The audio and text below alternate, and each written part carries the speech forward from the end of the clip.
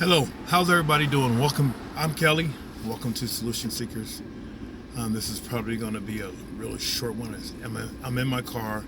It's hot. I'm sweating. It's about 104 degrees here in Los Angeles, and there's fires everywhere. I just wanted to take a few minutes and talk about the upcoming election. Not so much the election, but the emotional response that most of these parties always try to elect by making the other person seem like the epitome of Satan. When in actuality, I don't think it's that way at all. I just think that they're trying to evoke an emotional response out of all of us. Because once again, it's in my opinion, I think it's the lesser of two evils, just like the last election. Because I don't think that anybody, in my opinion, is actually into doing anything for the people. It's just, let's get some power, let's do this. But my whole point was that dealing with everything that's going on, the loss of jobs, the turmoil that's going on in China, which the news is not talking about, the inability of having a stimulus package for the people who are actually hurting right now, and a lot of us are, the job loss, people not working, the uncertainty. Is there a vaccine? Is there not a vaccine? Russia says they have a vaccine. China says they have a vaccine. The United States just says if we do have a vaccine, we're not going to share it with anybody else until which times our needs, our cares and concerns are taken care of. Be that as it may, it's an emotional time. You know, do the emotions define you, or do you define your emotions? Because it's been my experience that my emotions have a great way of lying to me, and it's the stuff that I'm hearing, whether it's on the news or from friends, that will take my emotions to a place that's really not a good place to be. It's the epitome of that emotional distress. Whereas I like to approach a lot of things academically and just looking at the evidence as it is, and making the best decision possible about what happens without having a whole bunch of emotions that are tied to whatever decision it is that I have to make.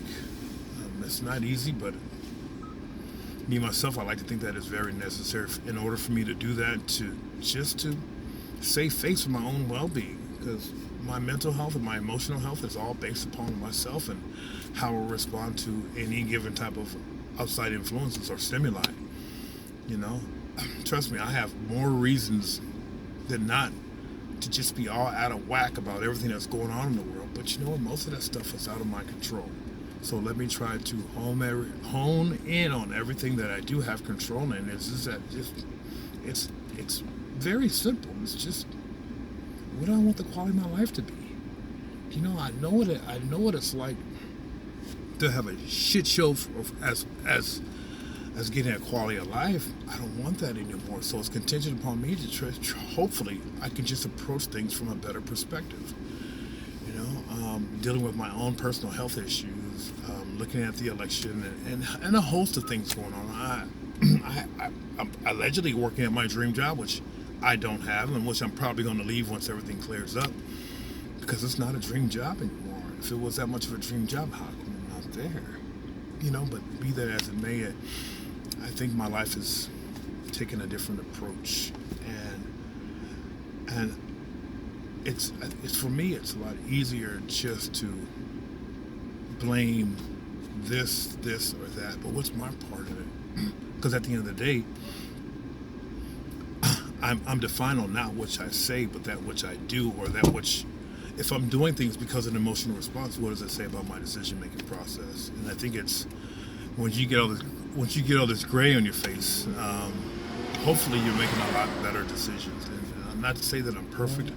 I fall short every day, but not in ways that are going to impact me in the most negative ways. And then if I do feel out of whack, the best thing I could possibly go do is try to impact somebody else to the best of my ability. And that, you know what, at the end of the day, that's what everything's about. Like the other day, let's be the change that we want to see in the world. You know, and I'm resting upon that, and I'm investing in that, and going forward. But you know, at the end of the day, it just makes me feel pretty damn good. You know, I can sit there and watch TV, which I don't do. I can play video games, or I can go do this. I can go do this. I can do anything, but it's just mere distraction. I've had decades of just having distraction. So the thing I would like to distract myself with is just by giving quality and value, not only to my life, but to those around me. If not me, then who? If not now, then when? You know, time is running short. I was watching something Endgame 2020, and I was trying to take a nap, and that's the worst thing to do, because the documentary was talking about how we're running out of food, we're overpopulated, where the seas are probably going to not going to have any fish. You know, our environment is just going to shit, but you know what? Nobody really cares about it, but I do. I mean, but I'm only one person, so. And trust me, this is not the type of thing to try to do when it's 100 degrees. My air conditioner is not working, and I'm trying to take a nap because it's going to be a long night. I'm getting ready to go to work in a little while, and you know, it's just, what the hell can I do? You know, that's going to be the theme of this weekend. What the hell can I do? You know, but I can do something. What that something is changes from day to day. But you know what? I like to think that as long as I'm willing to do something, as opposed to doing nothing and complaining about it on social media or to my friends, you know, enlarging the solution as opposed to enlarging the problem. I've always enlarged the problem. I mean, the problem was my middle name, or bad decision was my middle name. But you know, I'm coming up on 8 years of sobriety if I remain willing on Sunday, and you know what? I just like to be the voice of my own reason to try to do something that hopefully benefits not only me, just my household, my community, you know, God forbid the world, you know, but I can't do it by myself, and I just think that collectively there's nothing that we cannot do together. Well, I think I said enough, so I hope everybody has a great weekend, and I'll talk to you later.